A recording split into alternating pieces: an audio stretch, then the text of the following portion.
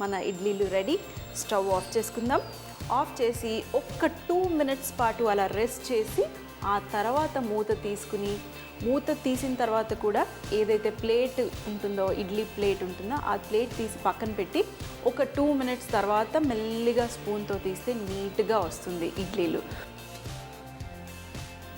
ఇడ్లీలు చక్కగా పొంగినాయి, చాలా సాఫ్ట్గా ఉంటాయి. ఇప్పుడు మెల్లిగా మనం కొంచెం చల్లారిన తర్వాత మెల్లిగా తీసేయండి, అంటుకోకుండా వస్తాయి.